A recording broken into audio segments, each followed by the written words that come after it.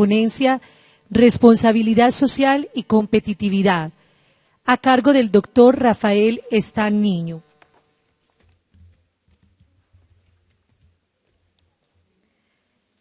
El doctor Rafael Están Niño es presidente del Centro Internacional de Responsabilidad Social y Sostenibilidad, abogado de la Universidad de los Andes, especialista en Derecho Comercial en la Universidad Javeriana, egresado del Programa de Alta Dirección Empresarial PADE, del Instituto de Alta Dirección Empresarial INALDE, Universidad de La Sabana, y magíster en Dirección Universitaria MDU en la Universidad de los Andes. Recibamos entonces al doctor Rafael Están Niño.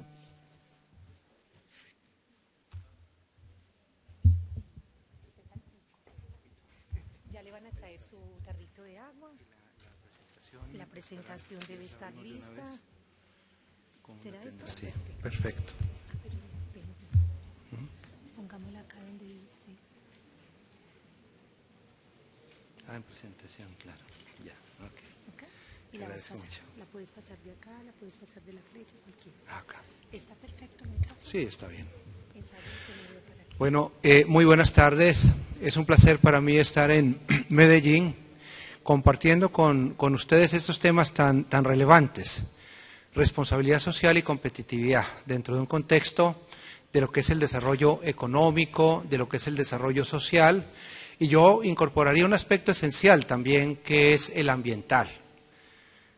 Una sociedad se construye aunando esfuerzos en esos tres ámbitos: el económico, el social, el ambiental, y tienen que ir necesariamente de la mano. Vamos a trabajar entonces este modelo integral para lograr ese fin último que todos en esencia buscamos: el mejoramiento de calidad de vida, la generación de oportunidades para todos. Y necesariamente tenemos que hacer referencia a nosotros mismos, las personas.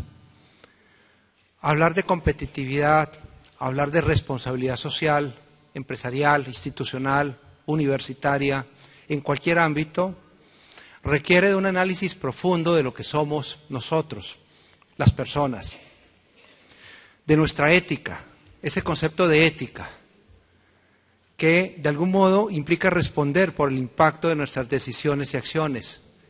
Y me pregunto, ¿qué tan conscientes somos nosotros de ese impacto? Cada aspecto, cada acción nuestra de algún modo está impactando a los demás. Una palabra pronunciada, en cierto modo, genera un efecto en los demás. E igualmente hoy nos miden, por ejemplo, la huella de carbono y decimos, bueno, ¿y qué es esto? Realmente cada decisión que tomamos, por ejemplo, al sacar nuestro vehículo y recorrerlo, estamos impactando de alguna manera en el entorno. Y podemos ser sujetos pasivos o activos respecto a lo social, a los demás. Y en ese sentido tenemos que hacer referencia concreta a ese concepto de responsabilidad auto, antropo y socioética. Auto respecto a nosotros mismos. ¿Cómo respondemos por nosotros mismos?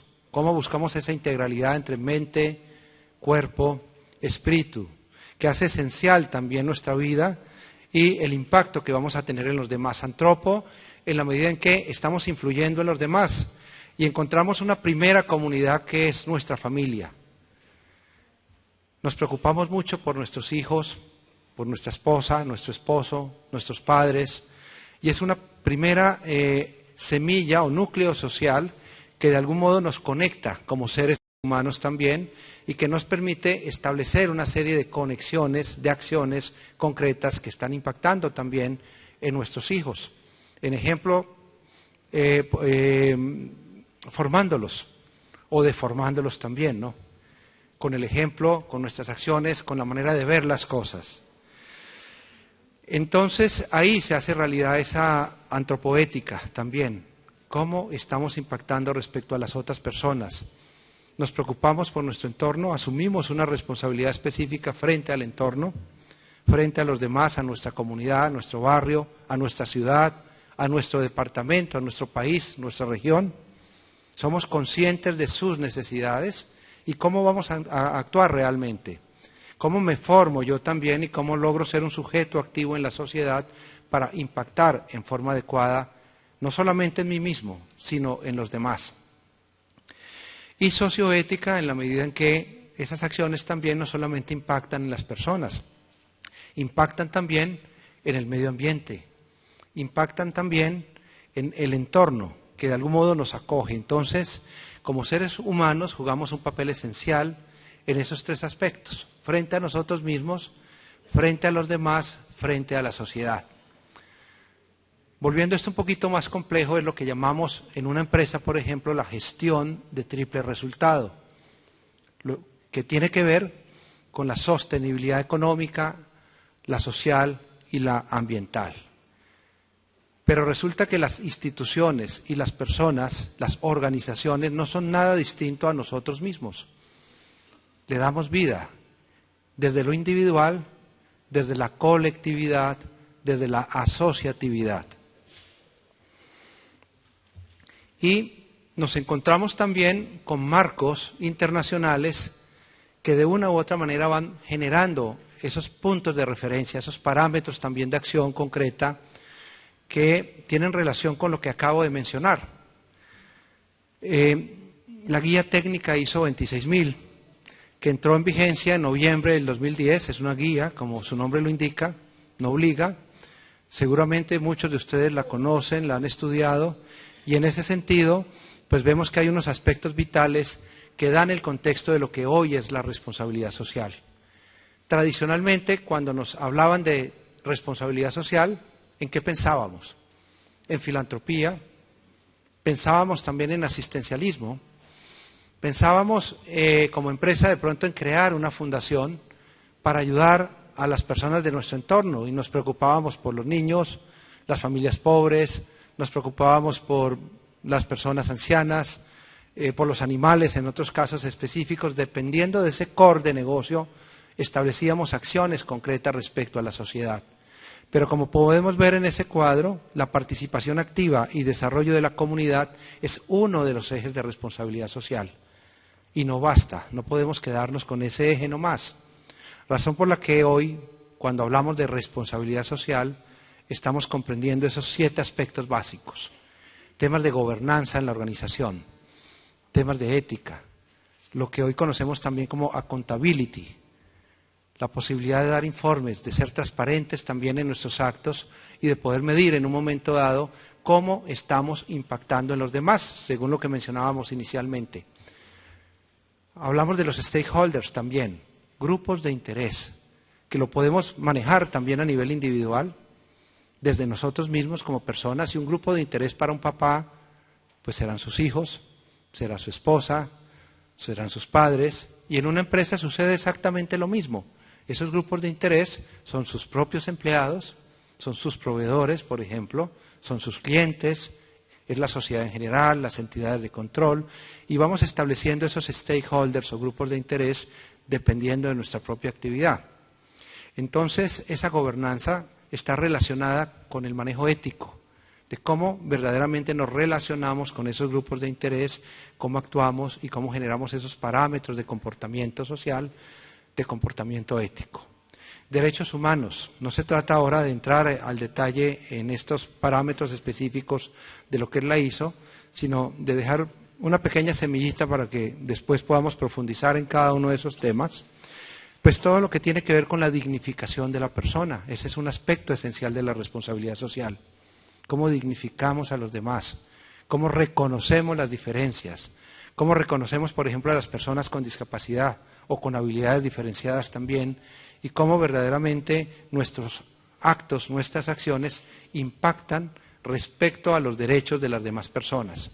Sabemos que nuestros derechos llegan hasta dónde llegan los derechos de los demás. Entonces, ¿cómo vivimos eso en nuestro diario vivir, en nuestro diario quehacer, en el desarrollo del objeto social de las entidades que representamos? Prácticas laborales. ¿Cómo contratamos? ¿Contratamos menores de edad? ¿Pagamos sueldos justos? Buscamos desde ese punto de vista reconocer e hilar también ese tema de derechos humanos con nuestras prácticas laborales. Dignificamos a nuestros trabajadores, cómo son nuestros horarios, y en fin, una serie de aspectos mucho más profundos que tienen que ver con este aspecto de la responsabilidad social. Medio ambiente, yo creo que ha sido uno de los temas de pronto más reconocidos dentro del eje de responsabilidad social, y es el entorno y el impacto de nuestra actividad empresarial. Pero igual lo podemos hacer a nivel individual, cómo cuidamos el medio ambiente, cómo lo que hacemos, nuestros actos, están impactando en el medio ambiente. Prácticas justas de operación, cómo operamos nuestras compañías, nuestras instituciones, cómo articulamos esa labor específica para generar ese efecto de triple resultado económico, social y ambiental, respetando los derechos humanos, con buenas prácticas laborales, con parámetros éticos de gestión. Asuntos de consumidores también. Prácticas específicas como por ejemplo la publicidad. Tomamos decisiones publicitarias, mi publicidad, ¿cómo está impactando? ¿Cómo está construyendo una sociedad en un momento dado? Es un ejemplo de todo lo que podríamos hablar alrededor del tema de asuntos de consumidores. Y participación activa y desarrollo de la comunidad, que es el eje central, el que nosotros verdaderamente conocemos tradicionalmente, y es mi empresa, mi institución y yo mismo.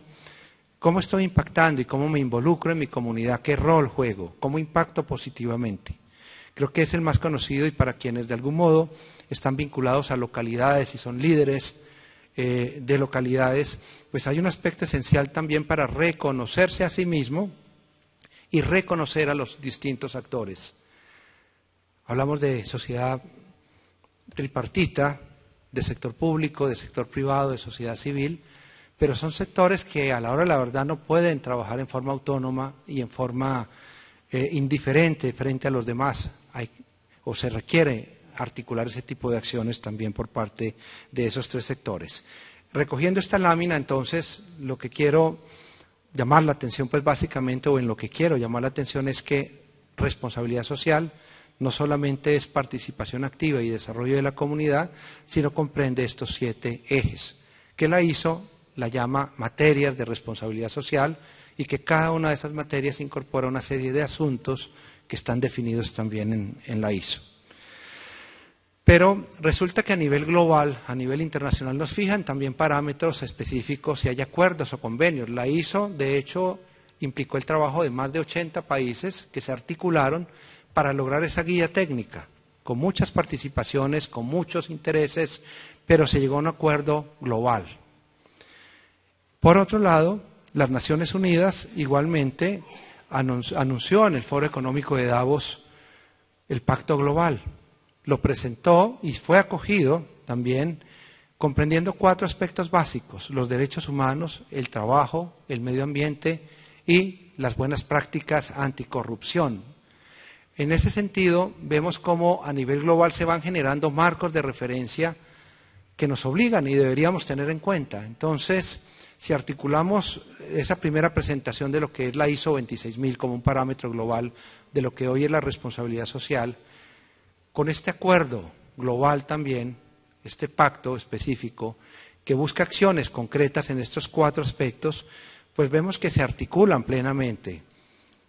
ISO 26000 habla de derechos humanos, habla de buenas prácticas laborales, prevé 10 principios básicos. Esos 10 principios los vemos ahí muy rápidamente: apoyar, respetar la protección de los derechos fundamentales de las personas, no ser cómplices en la vulneración de derechos humanos, libertad de afiliación, reconocimiento efectivo a temas de negociación colectiva.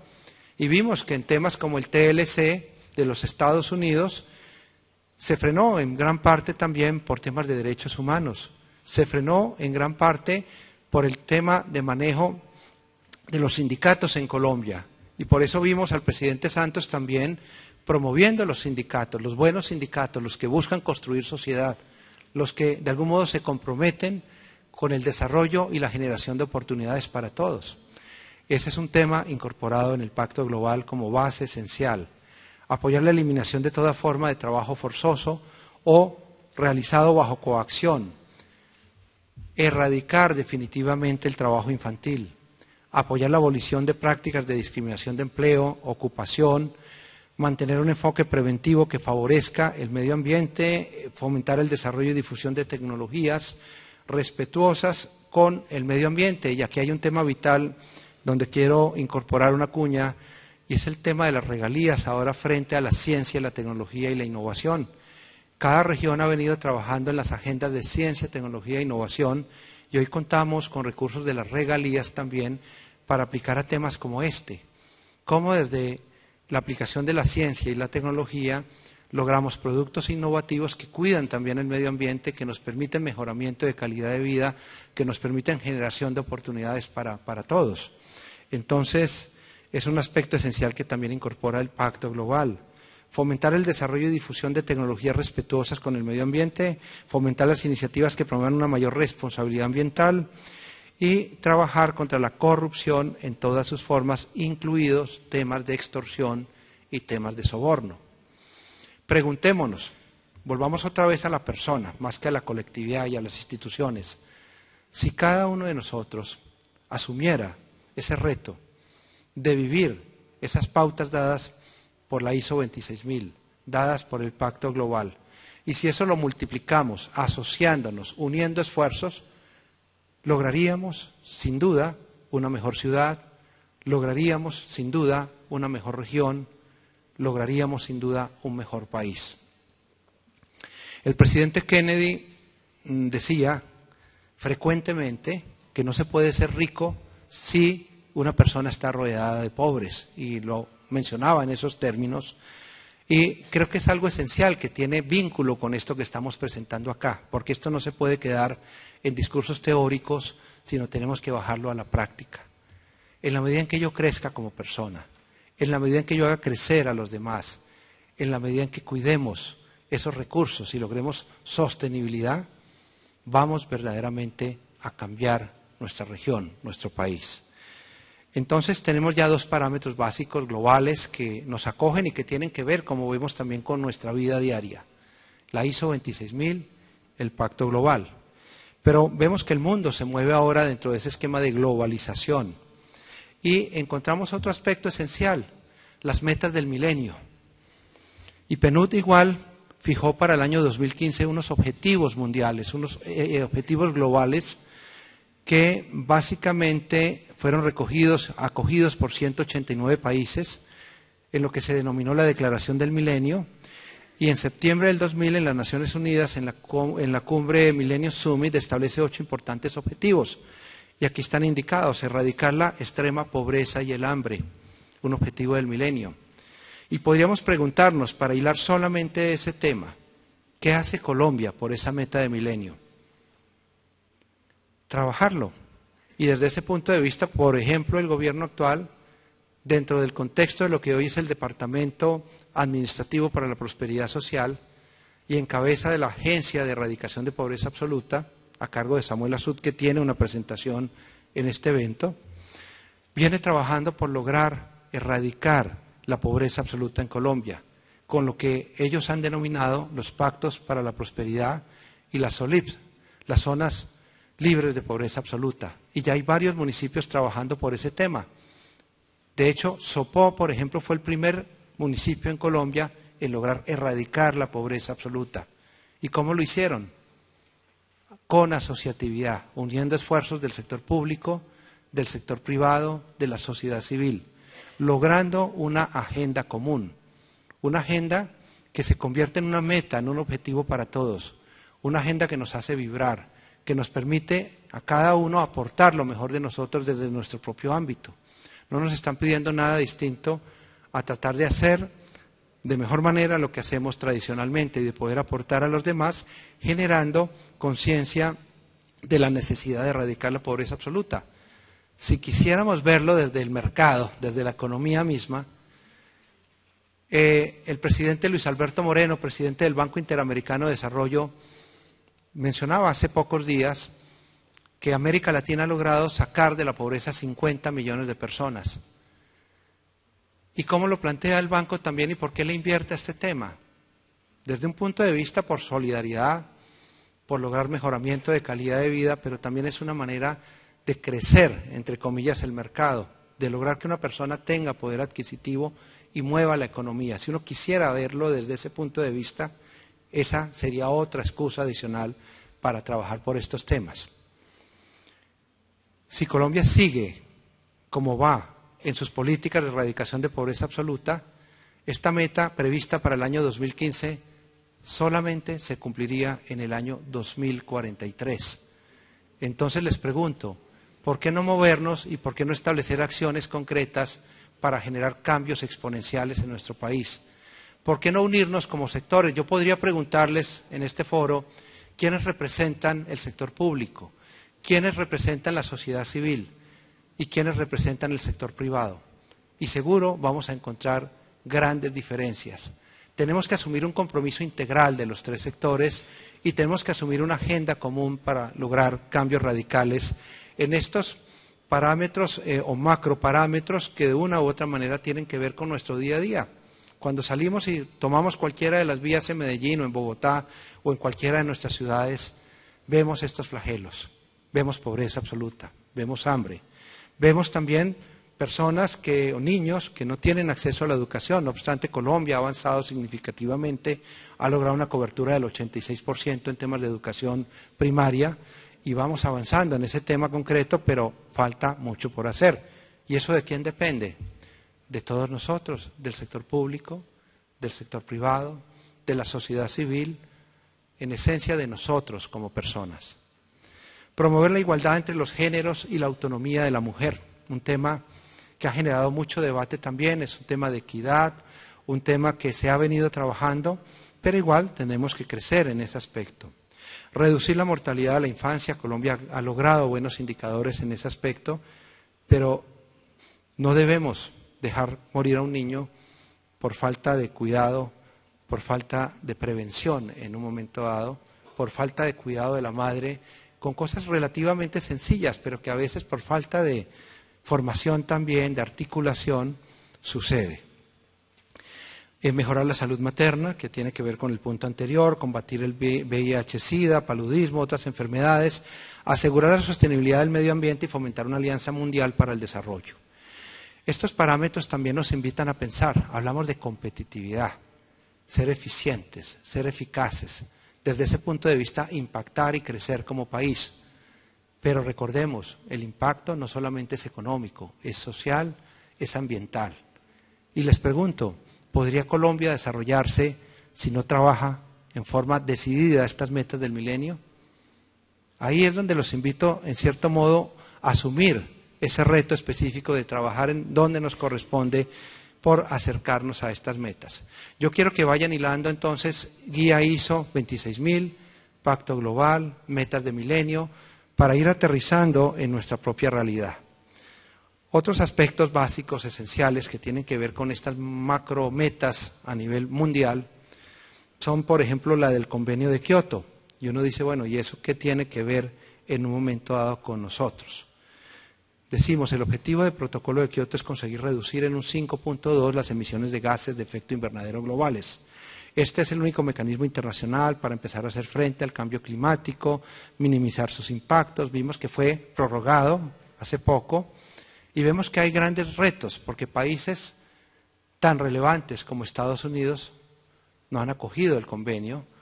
Desde ese punto de vista son países que deberían dar ejemplo en ese aspecto esencial, pero lo importante también es hacerlo desde nuestro propio ámbito y vivirlo en cierto modo también desde nuestra propia individualidad. Uno diría, ¿yo qué tengo que ver con Convenio de Kioto? Pero si cada uno de nosotros asumimos esa responsabilidad individual y sumamos esas responsabilidades individuales, vamos a estar impactando y aportando a un proyecto universal como es este. Protocolo de Nagoya.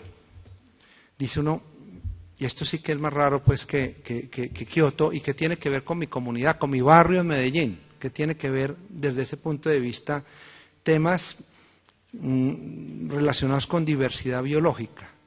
Dice, es la participación justa, equitativa en los beneficios que se deriven de la utilización de recursos genéticos. El mundo va cambiando, hablamos de la ciencia, la tecnología y la innovación. Es llamativo ver cómo una compañía como Siemens tiene más doctores que los que tenemos en Colombia. Colombia cuenta con 323 instituciones de educación superior, de esas casi 80 son universidades, y ahí podemos desplegar grupos de investigación y otra serie de líneas de investigación concreta en distintos temas. Vemos a Colciencias jugando un papel esencial, reconocemos las agendas de ciencia, tecnología e innovación a nivel local, regional, nacional, pero el mundo va hacia esto. Ya lo tecnológico pasa a ser biotecnología en un momento dado y vamos a usar otra serie de recursos genéticos. Hablamos, por ejemplo, de temas vitales, esenciales, que requieren parámetros éticos también como la clonación.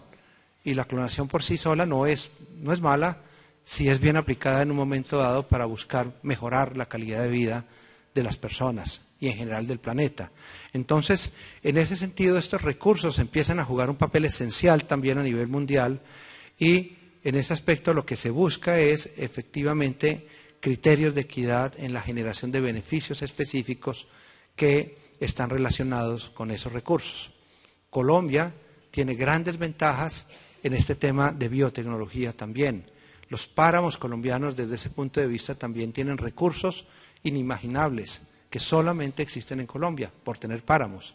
Entonces se busca esa equidad también y en ese sentido es lograr esa unión de esfuerzos también para generar conocimiento claro de hacia dónde va el mundo en estos temas para que desde nuestro propio oficio, desde nuestra propia actividad, podamos direccionar acciones concretas en todo lo que tiene que ver con la conservación de la diversidad biológica.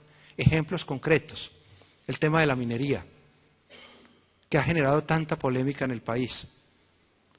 Y les pregunto, ¿se debe o no se debe permitir la minería en los páramos de Colombia? Una pregunta clave, por ejemplo. Genera todo tipo de polémica. Y sabemos que en principio este gobierno dijo no se debe permitir la minería. Entonces vemos cómo esas fuerzas se encuentran. Los que piensan que Colombia requiere competitividad y que es importante desarrollar el sector minero, que de hecho lo es y es importante hacer minería en Colombia, pero saberla hacer bien, cuidando el medio ambiente.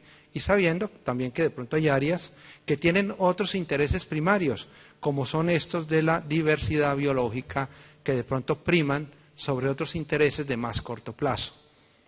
Esa es la conciencia que tenemos que generar nosotros también cuando tomamos decisiones como empresarios, antes de empresarios como personas, como empresarios, como líderes sociales, como miembros de un gobierno local, regional, nacional.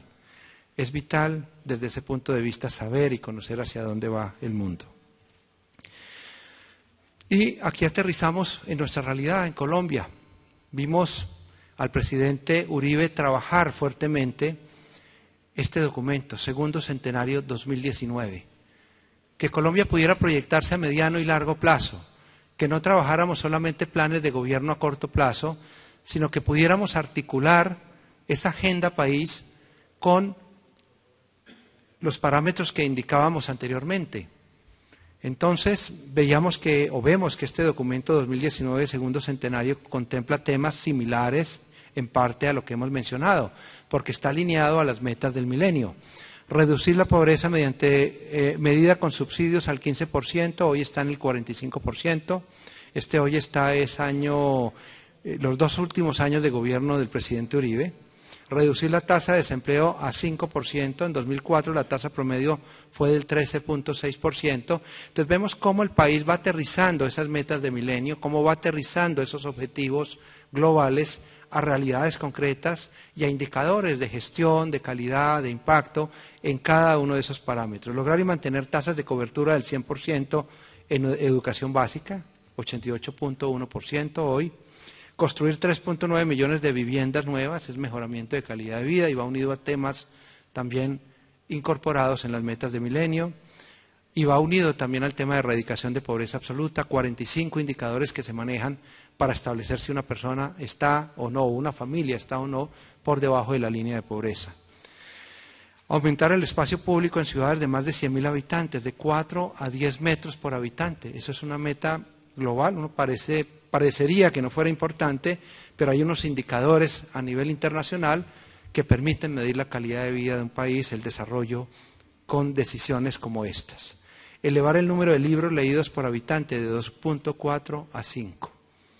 Son indicadores que de una u otra manera nos permitirían hacer de Colombia un mejor país y alinearnos con esos objetivos globales.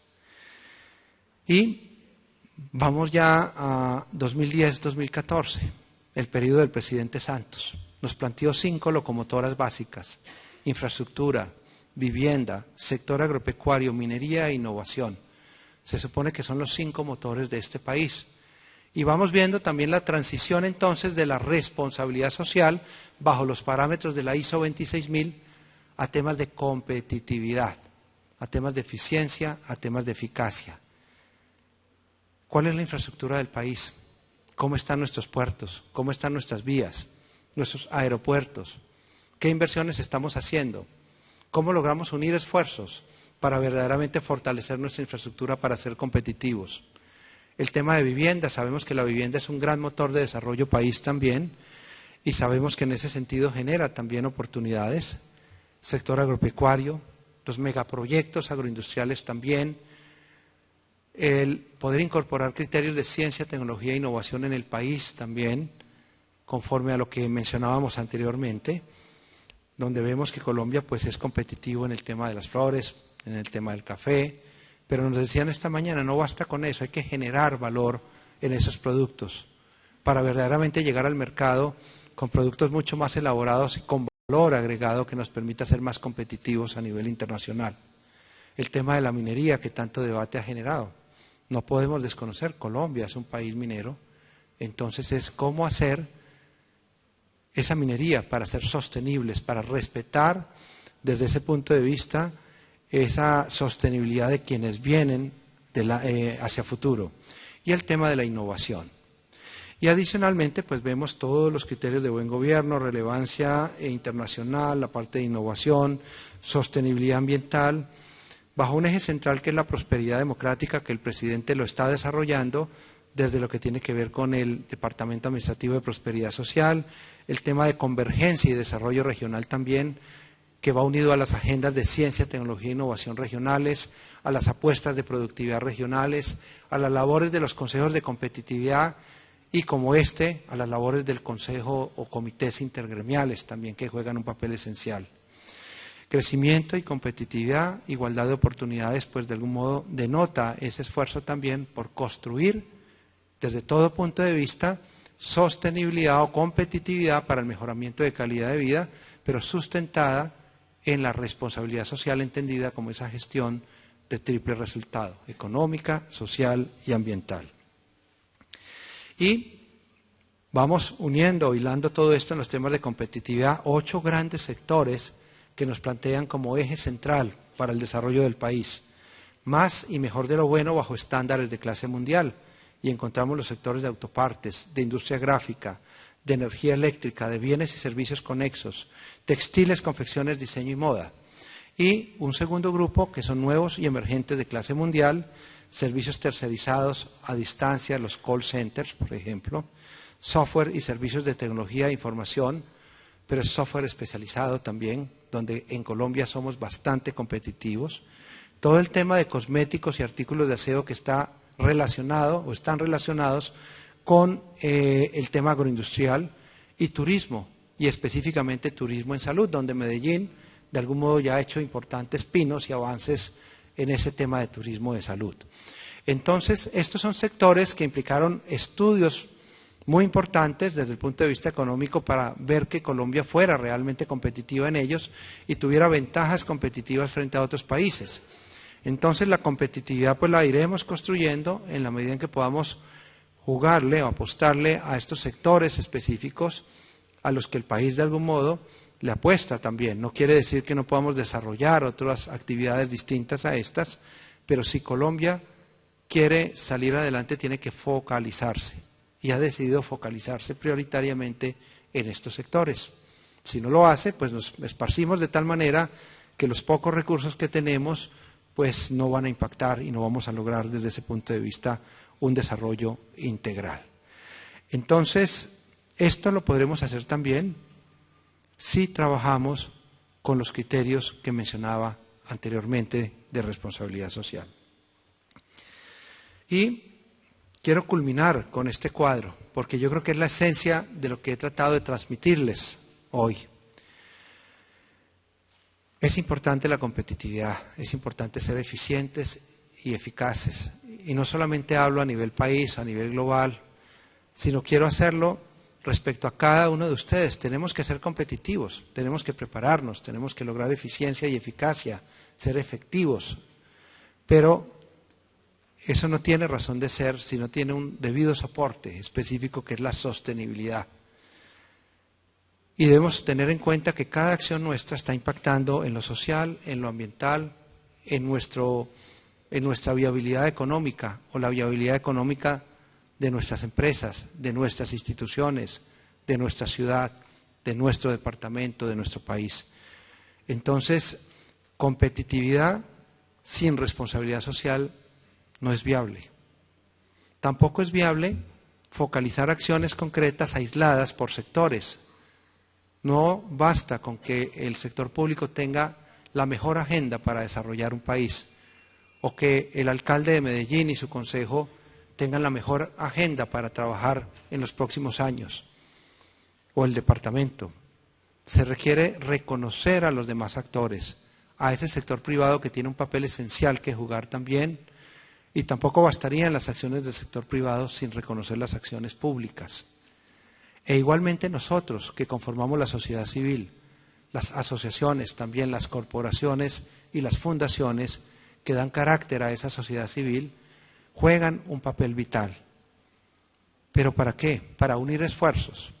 Y para unir esfuerzos se requiere tener una meta común, un objetivo común también, que nos permita tener la mirada hacia algo concreto que nos genere esa eficacia en nuestros actos. Razón por la cual la competitividad se genera desde esa fuerza articuladora de los tres sectores, público, privado y sociedad civil, en resultados de triple acción económica, social y ambiental, que tiene un fin último, y es lo que no debemos nunca perder de vista. Ese fin último, esencial, es el mejoramiento de calidad de vida, es la prosperidad para todos, es hacernos responsables de los demás. Esta visión la podemos ver desde distintos ángulos. Si queremos recoger, hablaba en días pasados con el nuncio apostólico y él hacía referencia al tema de la doctrina social de la Iglesia, por ejemplo, y la resumía en ese cuadro inicial que presentaba, que es la esencia y reconocimiento del hombre por el hombre mismo, del hombre frente a los demás y del hombre frente al mundo, frente a su entorno, frente al medio ambiente. Esa doctrina social de la Iglesia de algún modo es vista desde otros ángulos también.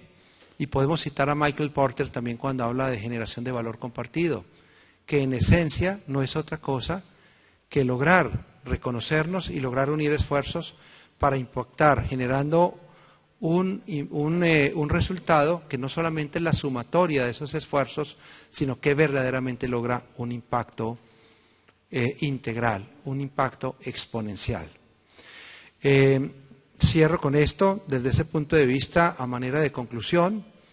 Quiero generar en ustedes de pronto esa conciencia específica de reconocer, en primera instancia, que hoy responsabilidad social no es filantropía y asistencialismo, sino que comprende 7 aspectos básicos distintos.